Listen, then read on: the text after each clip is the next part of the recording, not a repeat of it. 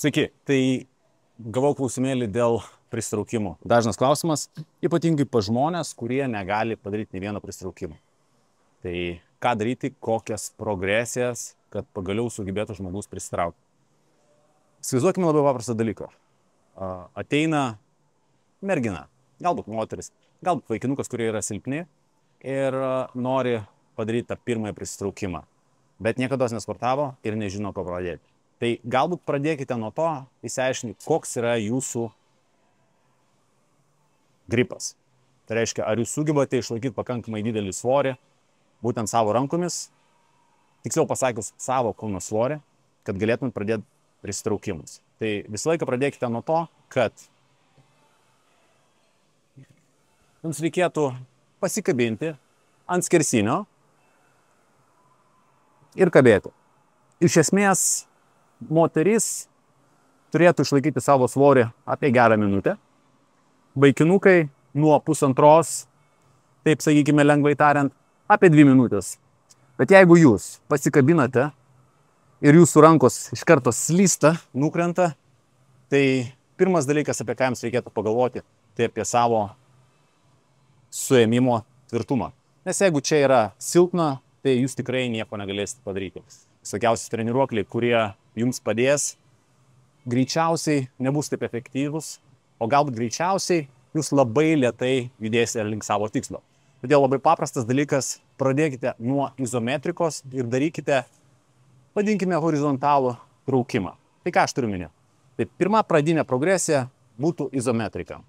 Tai labai gerai, jeigu yra kažkoks tai rekas, kažkokia tai atrama, kuris galėsite pasirinkinėti savo aukštį. Ir to aukščio pasirinkimas iš esmės bus tam tikros progresijos, pagal kurias jūs skaičiuosite, kaip jums sekasi atlikti pratimus, ar jūs progresuojate ar neprogresuojate. Tai šiuo atveju, tarkime, aš pasidėjau 2 klampus arba G-hookus, arba, kitaip sakant, laikiklius ant atramos, pasiemu štangą ir uždedu ją čionais. Tai pirmas pratimas, ką jums reikėtų daryti, kai jūs jau sugebėsite 60 sekundžių išlaikyti, tada judėsite prie dinamikos. Reiškia, pasirinkate tinkamą atstumą, kuris jums yra tinkamas. Jums reikėtų pasistatyti pačią štangą plius minus ties saulės rezginiu, tokiam aukštėje. Tada atvedu šiek tiek kojas atgal, prisitraukiu, suvedu mentės į apačią, neužkeldinėkite savo trapecijos į viršų. Nuvedžiu savo mentės į apačią, pritraukiau ir laikau. Okay? Jeigu šitoje pozicijoje yra sunku, kojytė šiek tiek atgal.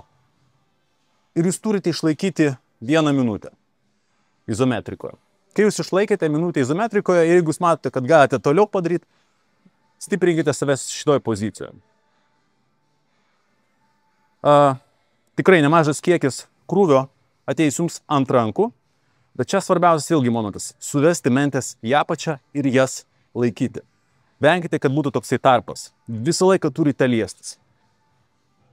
Kai jau yra minutė, jūs galite judėti prie antros progresijos, tai antro pratimo, kurį greičiausiai pradėsite daryti galbūt po 2-3 savaičių, kai darysite izometrinį laikymą. Tai dinamika iš esmės tas pats aukštis darote iki minimum 15 pakartojimų, kad mes galėtume judėti prie kitos progresijos. Taigi, antra progresija – dinamika. Reiškia, vėlgi, jūsų atstumas kojų, kur jūs jas pasistatysite, diktuos jūsų pasipriešinimą. Tai šiuo atveju, jeigu jūs žinote plius minus atstumą, vienam pakartojame, tiksliau, vienoje treniruotėje, kitoje treniruotėje, sakyt, pasiekėt 15 pakartojimų, trečioje treniruotėje atėjote, koją šiek tiek dar toliau pastatėte, galbūt išeis 10 pakartojimų padaryti, dar 4 treniruotėje ateisite jau kojas toje pačioje pozicijoje, bet jau 15 pakartojimų. Tai šiuo atveju tada galima bus sakyti, kad jūs galite judėti prie 3 progresijos. Tai kaip ta antroji progresija arba kaip tas pratimas atrodo?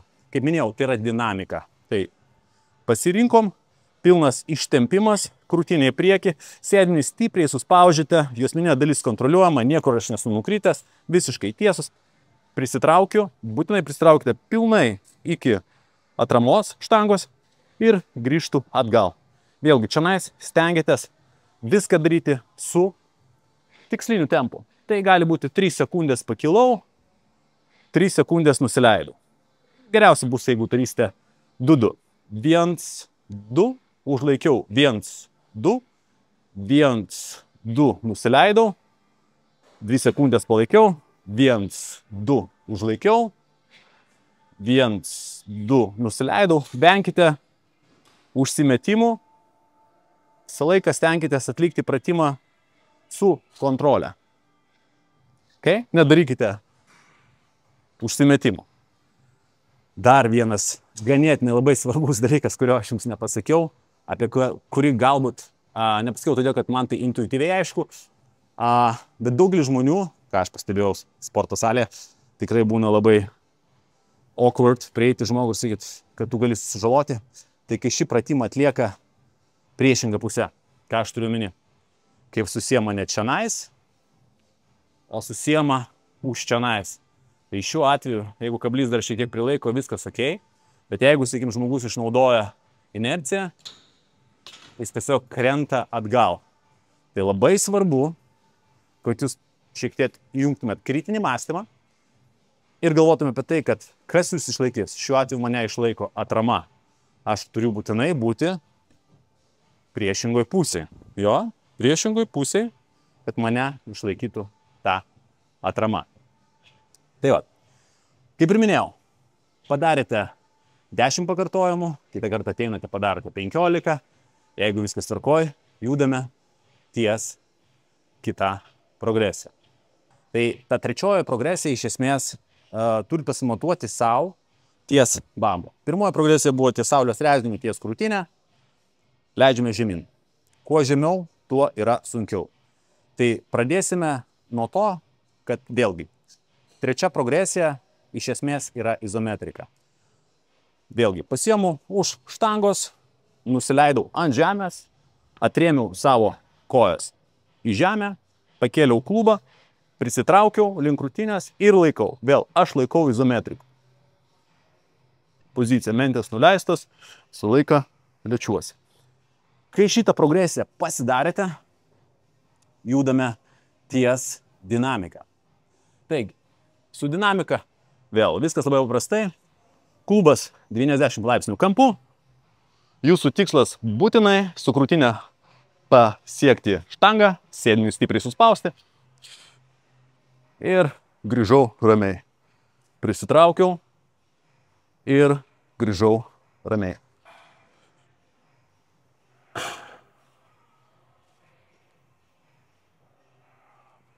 Dabar šitoj progresijai, jeigu jums pasidaro sunku atlikinėti šitą veiksmą, visą laiką galite pasilengvinti. Ir čia jau ateina jums į pagalbą guma.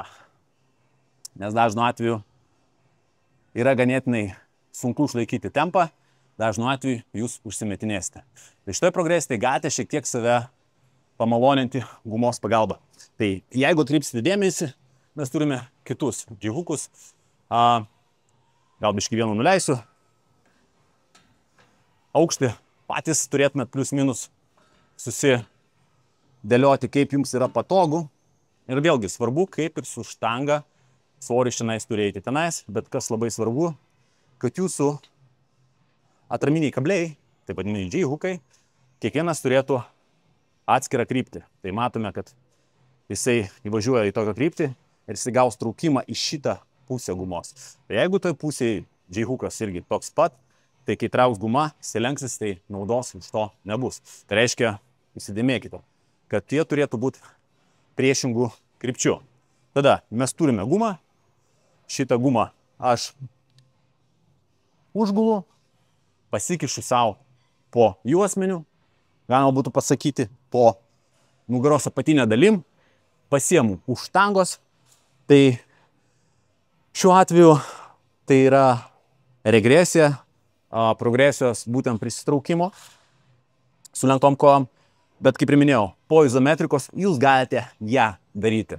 Taigi, pakėliau savo klubą ir nusileidau. Šitoj pusėje iki čia jinai guma jums padidinės. Ne toliau, ok? Vėl nusileidau, suspaudžiu sėdinius.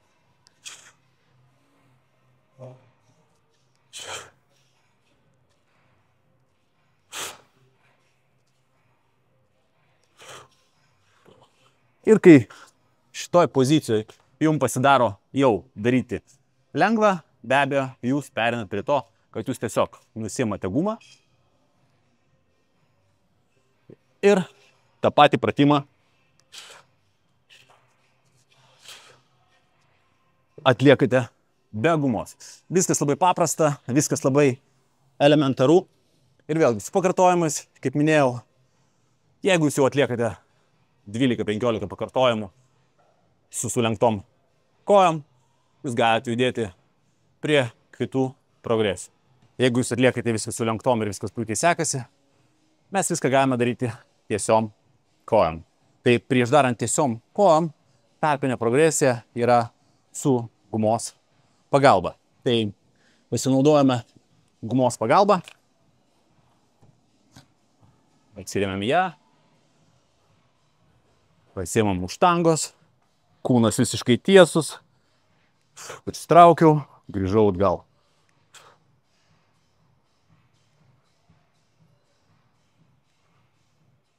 Guma padeda galbūt tam atstume, kad jūs šiek tiek daugiau iškeltų, šiek tiek galbūt duotų jėgos, tos inercijos, bet yra vienas iš variantų. Vėlgi, jeigu puikiai sekasi atlikti šitą pratimą su gumos pagalba, 10-12 pakartojant, norite progresijos toliau, jau pradeda daryti be gumos. Pasiemu už štangos, kūnas visiškai tiesus, sėdimi įsitempti.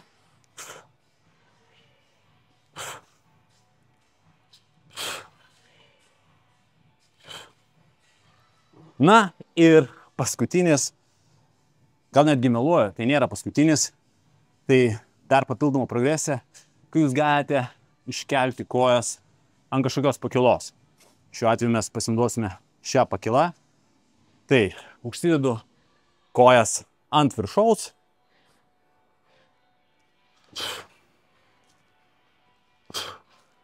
Ir darau prisitraukimus. Taigi, didžiai daugumai žmonių to pilnai užteks, kad sustiprėtumėt. Bet tie žmonės, kurie nori daugiau krūvio, daugiau iššūkių, be abejo visą laiką gali savo užsidėti ant juosmeninės dalies kažkokį tai pasunkinimą. Na ir toks bonusinis variantas, progresinis, kurį jūs visą laiką galite pasidaryti, tai iš esmės savo užsidėti papildomą svorį, kad atliktumėte pratimą. Šiuo atveju mes vėl pasinaudosime tą pačią gumą ir pasinaudosime dviem hanteliais. Šiuo atveju tai yra 2 po 5. Tai jūs papildomai ant savo juosmens užsidėsite 10 kg išorinio svorio, kuris jums bus šiek tiek iššūkis. Okay? Tai tiems vyrukams, kuriems norisi iššūkių, visą laiką galite pasididinti savo svorį. Tai užsidedu aš į tokį kontrinį balansą, tiek ant vienos pusės 5, tiek ant kitos. Galite užsidėti netgi po 20 kg, tai ant savęs iš vienos kitos pusės turėsite netgi 40 kg. Darant su blynais, dažnu atveju blynai nukrenta ir jūs nesukontroliuojate. Šitas variantas daug saugesnis, tai rekomenduoju būtent tokį ir pasirinkti. Pakilau.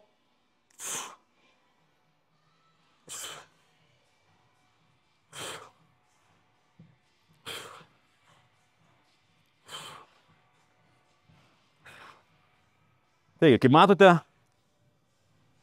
kuo puikiausias variantas nesustot ties šiuo pratimu. Taigi, tikiuosi, tas klausimas, kuris prasidėjo, nuo ko pradėti man, kad galėčiau padaryti pirmą pristraukimą, tai būtų tokios progresijos. Na ir tada jau kitos progresijos būtų vertikalios. Šios visos progresijos buvo horizontalios, kad sustiprinti jūsų nugaros raumenis. Yra ir vertikalių prisitraukimo progresijų, apie kurias galbūt pašnekėsiu kitą kartą, jeigu jums tas įdomu. Tai patvirtinimui. Jeigu jūs norite matyti tas vertikalias progresijas, parašykite komentarą, kad tikrai norite ir pasistengsiu, kad jums nefilmuoti. Kągi, užtrukau šiek tiek laiko jums aiškindamas, viskas tvarkoja, judu toliau sportuoti. Jums taip pat gerą sportą, sportuokite protingai ir saugiai. Iki.